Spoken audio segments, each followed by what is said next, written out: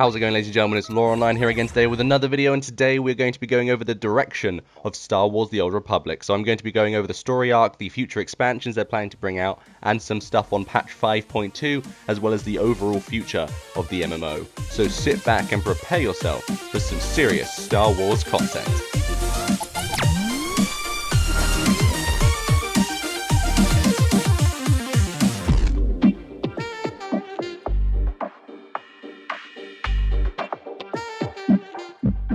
Alright, so guys, basically today we are going to be talking about the direction of Star Wars The Old Republic, as I've said. Now, I'd like to start off by saying that the actual direction of the game isn't actually too bad.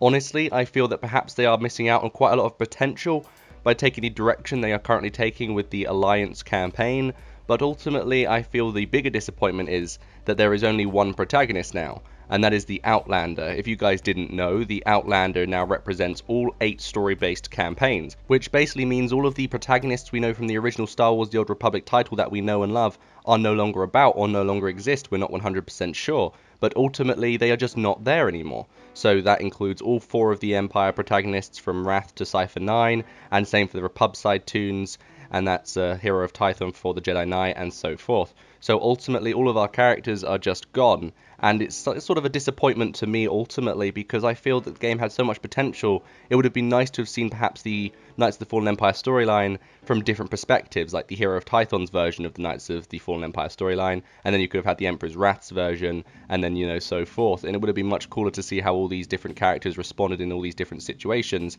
and I feel that's the biggest disappointment there, is that they had huge potential, and they sort of threw it out so they could focus in on one story arc.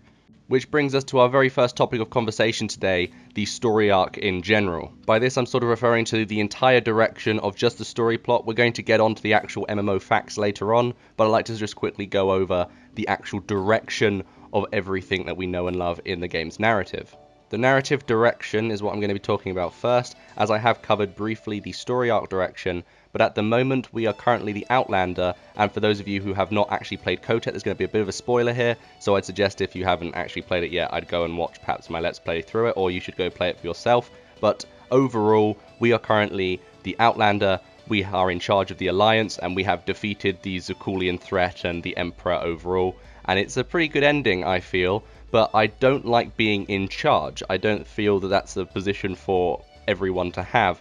Having every single player in charge of the Alliance is a very big responsibility, and instead of being fun, is actually just stressful and boring because you have nowhere to go. You can't go up in the ranks, and I feel that's what made SWTOR what we know and love today. It's part of the original incentive to level up your Sith warrior character, going from Acolyte to Apprentice, to Lord, to Darth, and that sort of chain of command, ranking up through the system, is much more fun than just being given the title of you're the commander.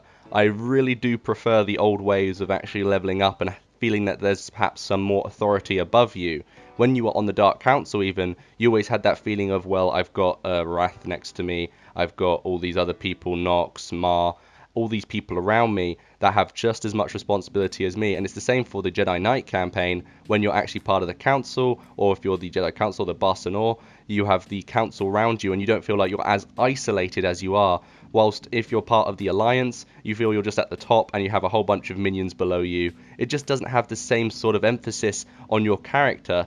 Now that might just be personal preference, but a lot of the people I've spoken to have all said that I don't feel very special because everyone is an Alliance commander. You know, it's a party of Alliance commanders, and no one knows who the Alliance commander actually is. Is it the Hero of Tython? Is it the Wrath? Is it Nox? Who actually is this person? Because it can be any of them. So it's a paradox in itself, and having a paradox as part of the game's main story is a real pain, and it really discourages it, because you know it's part of Legends, and you know it's no longer canon, which is fair enough. They can't make all these things into canon, because it's very difficult, and it gets very competitive and controversial, and there's a lot more plot holes that way. So they do have to sort of fix stuff, and I do understand that.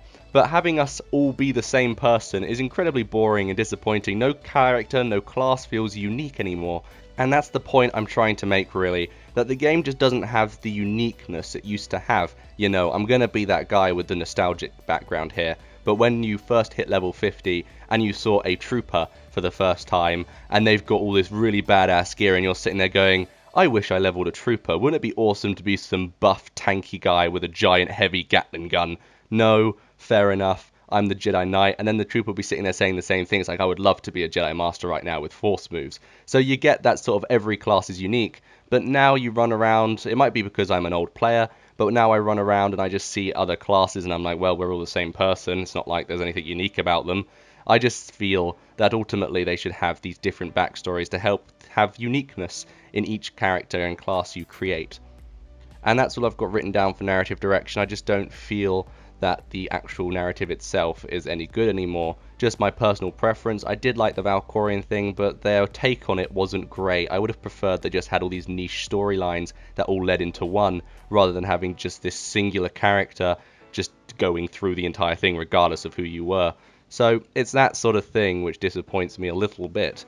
Anyway, focusing in now more on the Alliance in general, that's the second subtopic, I'd like to talk more about the Republic versus Empire Star Wars theme that unfortunately Knights of the Fallen Empire and KOTOR have completely dropped. I'm sure a lot of you thought that was the best direction for the game to take, and at times I've thought, yeah, they do need to take that direction. It makes sense because the Republic and the Empire are limiting each other on resources. It's becoming more of a struggle, as we learnt with the McKeb instance, but ultimately they could have done that differently. I know BioWare do like having these instances in the game where you fight a third party. We know that with the Battle of McKeb you had the Hutts. The Shadow of Revan storyline, we had Revan thrown in there with all the Revanites, and the Knights of the Fallen Empire and Knights of the Eternal Throne were all thrown in with the Valkorian and the Zakulian storyline, and you had to fight off this third faction. And as fun as that is, I like Star Wars for its roots. The Empire, you know, the good versus bad, the Empire versus Republic, the proper conflict between two rival factions with different beliefs, different cultures, different influences. Just this continuous ongoing battle between the good and the bad. And that's what we like in movies, that's what we like in video games. We don't like this, hey, let's see how close to the middle ground we can get. You know, you thought Revanites were close, you thought the Grey Jedis were close. No, there's a perfect balance. I don't know what they're doing there, but ultimately you just need to have this good versus bad. This on balance is what makes the world the world. Everything around us is all to do with on balance. We need that in Star Wars The Old Republic. It's what made the game as successful as it is today. Which is what brings me to the concept I had for the next expansion. Now, what I'd like them to perhaps consider doing is bringing back Malgus. I've heard rumours about this perhaps happening. A lot of my friends have said they need to bring back Malgus, and I think they've done it with Revan. You know, if they're going to marry Sue the Sith as it is, we might as well just throw in some deep-end Sith that come back that we know and represent the game. So Malgus came to mind. I feel he didn't necessarily die just because we saw his base blow up and we killed him firsthand. That hasn't stopped Sith from coming back before. I'd like to see him perhaps come back, or what they could do is bring back Nihilus, because we know Nihilus, if you guys don't know who Nihilus is, he's from the original KOTOR games. You kill him, but because he's like a corrupt version of the Force, he's like a wound in the Force, more so than anything. So if he was going to be brought back, it would make sense for them to perhaps consider bringing Nihilus as the new threat, because he has similar abilities to Valkorian, but in a different sense. So that would be really interesting and cool, I feel personally. Anyway, that's enough of the Alliance topic. It's up to personal preference again, but I do feel the direction needs to go back to Republic versus Empire. I'd like to now focus in more on the companions of Star Wars The Old Republic. Now, the reason I want to talk about companions as its own separate topic is because lately the companions have been coming back in odd orders, ones I don't necessarily agree with. It's a bit biased and random, because so far we've seen a lot of the Imperial Agents companions, therefore we're probably not going to see any more of them, but it is a very high chance that they're not going to bring Ensign back, or they're not going to bring Kira back, which is going to leave the players that perhaps romance them a bit disappointed. I know for a fact with the Imperial Agent, I went through the entire of the Knights of the Fallen Empire and the KOTOR campaign, and my character didn't once say, hey, has anyone seen my wife? You know, that sort of thing. You've married these characters, and the person you're playing, the protagonist, is supposed to be madly in love with them. I mean, you may not be IRL, but your character is supposed to be. So the fact that your character seriously doesn't, and excuse my vulgarity here, but give a shit, is kind of disappointing. I'd like him to run around and just say, hey, anyone know where my companion is? Or at least have a panic scene, perhaps, where he's going around saying, I haven't seen my wife in so long, or a nightmare, or a bad dream. Something that shows that he still cares, because it's incredibly disappointing when I'm sitting there going like, I wonder if Ensign Temple is even about, you know? Reyna, anyone seen her? No, because as far as we're concerned, she's gone to Droman Cast and she's living it up like a pimp, flying around and doing all those things. We have no idea if she's still alive. It's just kind of disappointing, so I feel they need to put a lot more emphasis, or at least do like perhaps 5.3 patch all about romancing your old companions, so they could bring back Kira, Jace Williams, and my, of course, Raina Temple. That's just what I feel they should be doing right now. Anyway, that's enough about the story arc of the game. I feel we've definitely covered that in detail with the narrative direction, the alliance with the Republic and the Empire, and of course the companions. I'd now like to move on to the future expansions of the game, or more specifically the patches that will be coming out shortly. Now, as you know, patch 5.2 has been announced, and it's a pretty big deal. A lot of YouTubers have been talking about it a lot last week and this week, and it has been very thoroughly investigated now, because of course it's a very big topic, and lately people have wanted more content out of Star Wars The Old Republic, so for them to announce a new operation and a few other things which I'll go into more detail later is a really big deal. So to start off with, I want to just quickly focus in on the events they have planned at the moment.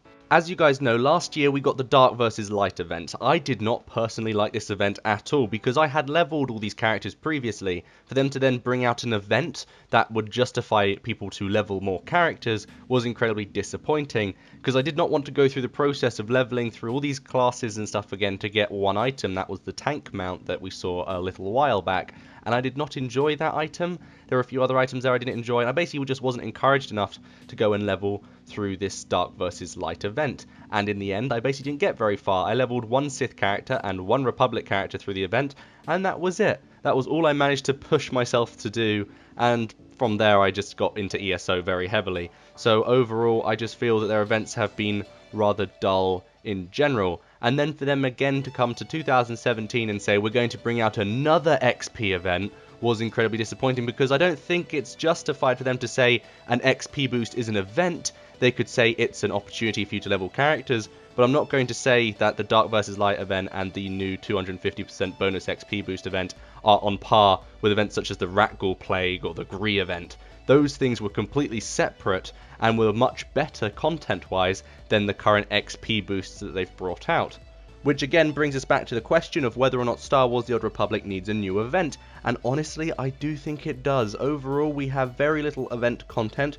We have the Casino Gambling event, we have the Gree event, the Rakghoul Plague, the Bounty Brokers Association event, and a few other little bits and bobs here and there, but nothing really big, and I feel we need a big event that somehow chained into the Zakuulian Empire, because at the moment I feel the Zakuulian Empire was just a fad. They need to make it sort of more predominant in the storyline now, because they've committed to it.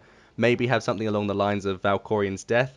Now, you're going to have to bear with me here, but I was thinking something more on the lines of Valkorian's death having a bigger impact on the Force than we expected, and there could be wounds in the Force popping up everywhere, so you could have like a sudden event on Nar Shaddaa where you get an atmosphere similar to Nathema, and it's all about sort of trying to restore order back in the Force. So I know it's more Sith and Jedi orientated, but it would still be a really good concept for an event, and maybe do something like that. Even if it's not that, maybe the Zakuulian people could be trying to rebel against your alliance or something like that, you know? Just an event that could improve the game significantly every couple of months, every now and again. That's it for events anyway now, guys. I think perhaps maybe you have different opinions, which is perfectly fine. I have a very niche view on this, so it might be very different. But if you do think that they need a new event, I'd like to know what you think in the comment section below, and I'll see if I can maybe send something to Musco about our ideas. I'd like to think perhaps there's a good chance we're going to see a new event sometime soon. Anyway, moving on now to the War for Iokath 5.2 update, more specifically the zone they're going to be adding. Now, it's a daily zone supposedly taking place on Iokath, and we're going to see the return of two companions, Quinn from the Sith Warrior and Alara from the Trooper campaign. Now, this daily zone is actually a little bit odd in terms of how it's going to function. They have said, the devs of course, have said that it's going to be a daily zone version 2.0, and I looked on the forums to see why people wanted a new form of daily zone, and I can't find anywhere anyone actually saying that the daily zones are boring and naff. They've just said these quests aren't very good, or the weekly's not great, or there aren't any good heroics or operations. It's just been a matter of the quests they're putting in the daily zones that have been rather disappointing. They just need to up the quests. They don't need to sort of come up with a completely new theme for daily zones, you know? You can't really do that. I mean, if you look at a game like World of Warcraft, they have tons of daily zones. Some of them have really good quests, some of them don't. People then rate the daily zones in the order of which ones are better, and I think that's how we should try and keep it in Star Wars The Old Republic, rather than trying to do all these new crazy things that don't tend to work. And the way Iokath is actually going to function is you as the player are going to be able to choose between two factions. I believe it's probably going to be like a Republic faction or Republic Loyalist faction and an Empire Loyalist faction, which takes us back into this weird, why are we part of the Alliance anyway if this is happening? I don't really understand the premise of the Alliance right now. But overall, we're going to have people who are fighting each other, these two factions on Iocath fighting each other, and we're going to be able to choose one of them to join. And they've said that we are going to be able to decide the fate of the companions, so Quinn and Alara are going to somehow be associated in the mix there. And I have no idea where they're going with this. I mean, there are a few good realities here. They could be perhaps trying to implement some really cool story arc on Iocath. Maybe Iocath's going to become a weapon that someone can use, or Scorpio's there and Scorpio's betrayed us, or, you know, I killed Scorpio, so I have no idea how that's going to work. So Iocath is just this really weird niche planet that I don't quite understand, but they're going to try and make a daily zone out of it. I would have much rather they try to do Nathema, but if they want to give it a shot, then I'm not going to complain at the devs. I don't know what you guys think about this, but I'm a little bit baffled here, so I'd like to know what you think in the comment section. Anyway, that's enough for daily zones right now. That's all we can sort of talk about. But now I'm going to move on to the much anticipated topic of the video, and that is the new operation. And the second they said that, I was thrilled. I was really happy to hear we're going to be getting new operation content. I thought about all the raid teams that would be returning, the guilds starting up more communication actively in guilds. It was going to be a great experience for the game, and it was definitely going to bring back some much needed traffic. But then they kept talking, and then they said they're going to be releasing the operation in stages throughout the year, and at the end of the year we're going to have an operation with all 5 bosses, and I just went no. So you've just confirmed not only are we only getting 1 operation this year, but we're going to get 1 boss every couple of months, when competing MMOs such as Elder Scrolls Online and World of Warcraft are getting whole, fully drawn out raids every month, and we're getting this over the course of a year. And I'm not going to say that they're not making enough money, because they are. Just EA are being those little greedy kids with the shareholders there, and they're giving out all their candy to their shareholders when they should be investing it back in the game to make proper operations. We need proper group content to compete with other MMOs, and they can't seem to get that in their heads. So overall, I think it's fair to say that 1 operation for a year after we've waited 3 years is not enough. I am telling you right now, they need to really get back down into this, try again, and try and come up with 2 new really good operations with engaging group content, like we got with Temple of Sacrifice and the Ravengers back at Shadow of Revan. I'd need to see the same thing again here. Perhaps they could have an operation on Nathema, as well as an operation on Iocath. That would definitely improve the game, because those are the 2 newest planets, and it would make the most sense logically. That's most of the stuff I wanted to say for operations. I just don't agree with the system they've got going at the moment. And then, of course, I also don't agree with this new thing they're trying to do, where they're going to bring out the original boss with the normal and veteran mode, and then they're going to wait for the next boss to come out before they bring out the master mode for the previous boss. And then with the next boss that comes out, they're also only going to be bringing out the normal and veteran mode, and they're going to keep doing that with all 5 of the bosses, which is really weird. I know it takes a little bit longer to program in the master mode mechanics, but I don't understand why we have to wait for the next boss before we can see the end content for the first boss. Don't get me wrong here, I really am grateful that they're bringing out content as fast as they can. It is a really good feature in an MMO to see content coming out as fast as possible, but I'd much rather see refurbished, finished, well done content rather than just the half-assed normal and veteran mode as fast as possible. I just want to see the dead end.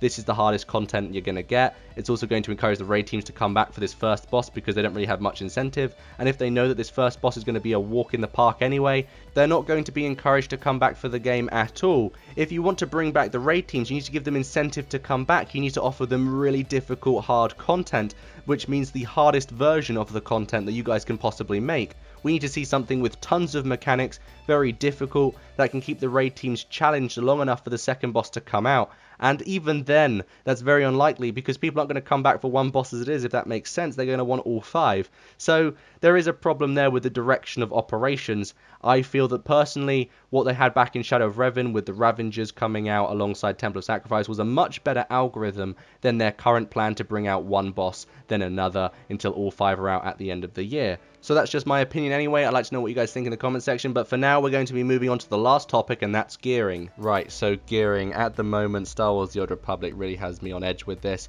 There is an RNG gearing system at the moment, which is a terrible idea. We do not want to have random gearing. we need to have a system in place where people can go and work in a flashpoint or an operation where tokens are dropped or something along those lines, and then they can be exchanged for gear, or we could actually just have the gear dropped straight out at the final boss. I really don't like random gambling mechanics in an MMO. I put emphasis on that in the Cartel Pack video, and it's why this video actually took as long as it did. I wanted to make sure I got all my facts straight with this.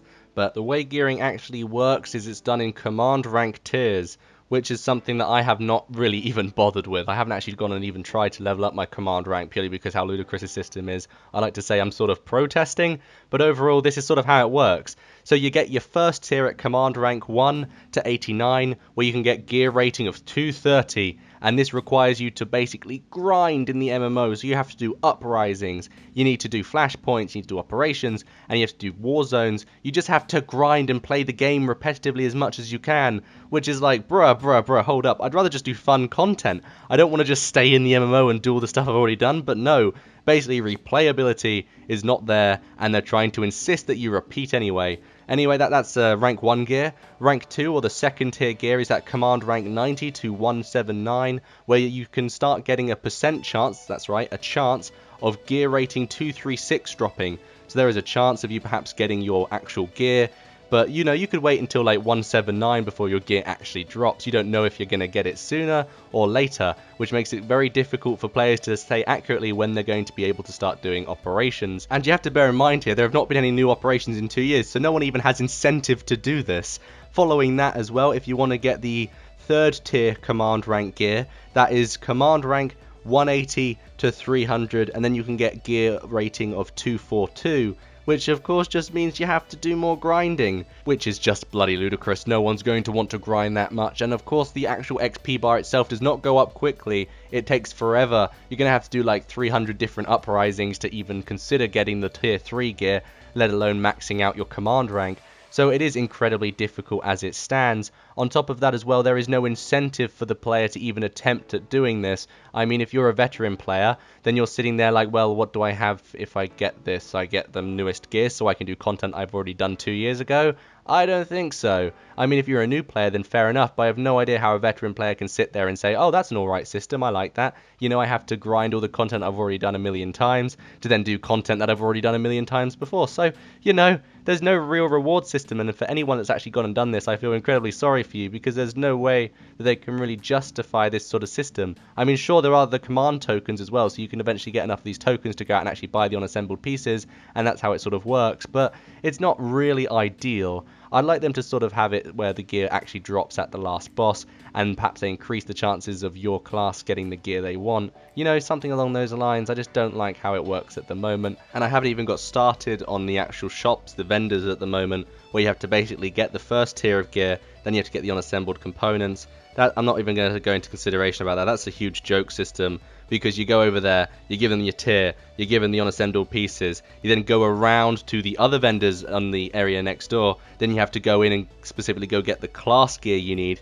and I have no idea why they did that. That's just stupid. But yeah, that's basically some crazy stupid system if you want to get the tier 2 stuff as well, but you can just do it through the command crate system. It's all very dodgy now. I don't really get, I get it, I do obviously, but I just don't understand why they're making it so unnecessarily complicated, weird, stupid, and requiring all this grinding when you can just, you know, go and fight these bosses and get the gear. It's just not necessary. Now that's it for gearing. I know I didn't mention all the forms of gearing. It does get a little bit complicated, and I don't want to throw out some of the newer players. I just want to explain that it is a very odd system now of how you actually go about getting your gearing sorted, and the command crate system is very dodgy as well. It's like a cartel market put into the leveling system, which I don't like. But that's just my opinion of it anyway. You guys may think differently. I just don't like it in general. Anyway, that brings us to our very final topic, the future of the MMO. Now, for a direction video, I feel this is appropriate because it's very important to sort of talk about the direction the MMO is going to take and end up in. I'd like to know now where the MMO is going in terms of lore, content, PvP game modes, new operations, in general, just everything across the board of what is the future of this MMO in general. So let's start at the very bottom here with the EA's contract, which expires in 2023. that is sort of, I feel, the end date for this game. Regardless, if they don't cancel it by then, it's going to go at that date. Because in 2023, EA is going to lose the rights to make Star Wars games, and then it's a question of, will Disney buy it out? Are they going to buy out an MMO that's almost 10 years old? I very much doubt it. The MMO has made all the money it's going to make, and what they're probably going to do is a Club Penguin, and they're just going to cut it. So 2023, I feel, is the end date, and it's purely because all the licensing and legal work they'd have to do if they try to keep it on, and I don't think Disney's going to be willing to do that, nor is LucasArts, to be honest. So that's it for the contract, and I'd like to also clarify here, I've had this a few times where people have come across to me and said, hey, it's not all EA's fault, Disney's involved. No, they are not. Disney has nothing to do with this game. Just to clarify, they own the IP of Star Wars. They do not own the trademark to Star Wars The Old Republic, the MMO. They have no say in anything that happens in the game. They cannot come in and say, hey, do you guys mind adding this operation? EA can just go, no. EA has all the cards here. And also with BioWare, some people have said to me before that BioWare has a say in it. And no, they are a subsidiary of EA. So EA says everything, comes up with everything, and then sends it to BioWare. BioWare has no say in any of this. If EA doesn't want to do something, EA can just say, no, our shareholders will be pissed if you did that, so just do this, okay? And then, then BioWare will just go, okay, EA, I'm sorry. So that's sort of how it works. That has been happening since 2007. BioWare is not the same BioWare that made Mass 2 or Dragon Age Origins. This is a new company that is run by EA. Agreeably, some of the staff were kept on. There are still some very good BioWare staff over there. I mean, the community managers are great. You have really good designers over there. They've got some really good aspects of BioWare, but we all have to sort of bear in mind that this is a subsidiary of EA. It is a company that is owned by EA, so it is not its own independent thought. It is basically the puppet to a bigger company. So you can't sit there and say, well, BioWare will do this. They have no say in the matter. If EA wants to do something, that's going to happen, and BioWare just has to enable them. So you have to sort of bear in mind there that BioWare is not, unfortunately, what they once were, in a sense that they are their own company with their own free will. Now that's all cleared up. I'm sure a lot of you know about EA's contract for the game, and it's a sort of very well-known topic, but there have been a few people who have got it mixed up, and they think that BioWare's its own company still, and they think that Disney has some involvement in this MMO, which they don't. So that's just some clarification there before we go into our very last point, which is, can the game come back? And that is a very big statement to make, because of course we are limited with time here till 2023. Which is actually also the reason that EA is rushing out Battlefront 2. I know a lot of people have been confused at why they're bringing out Battlefront 2 so soon after bringing out Battlefront 1. They're actually rushing out Battlefront 2 before their contract runs out, so they're trying to get some money out of that game too. So this is just a huge milking opportunity for EA. Their entire Star Wars license holding over there is just a milking opportunity, which is a real damn shame, but you get the idea. But to focus in on the longevity of Star Wars The Old Republic, I think it's fair to say the game may go down some point soon in the next couple of years. It is very tragic to think that this MMO might actually fall, but unfortunately it's being treated very badly, worse than Star Wars Galaxies was treated in fact, and there is a very high chance that this could reach the end of its product life cycle, and the only way it's not going to do that is if EA reinvests more into it, which is not going to happen because they're too caught up in their shareholders, and it's all going to come falling down at some point, so you need to sort of accept that as a community. But for now, the game is up, and I'd strongly suggest investing in it while you can, and trying to get something out of the existing content. Hopefully, before it goes down, we should see a few more expansions. I'd like to see something about Malgus returning, as I've said in this video, and I'd like to know what you guys think in the comment section down below. I know it's a scary topic, that last one, but, we've got to consider it at some point, and I feel it needs to be mentioned in this video, especially with the command system they've just implemented. I mean, it does feel very arcadey, like they're trying to milk everything out of the game while they still can, that sort of thing. But that's just my opinion. You guys might completely disagree. It's just my personal preference there of what I think is the facts. So thank you all for watching. I do hope you've enjoyed this video. Feel free to leave a comment in the comment section down below, as I've said, and I will see you all next time. Bye, guys.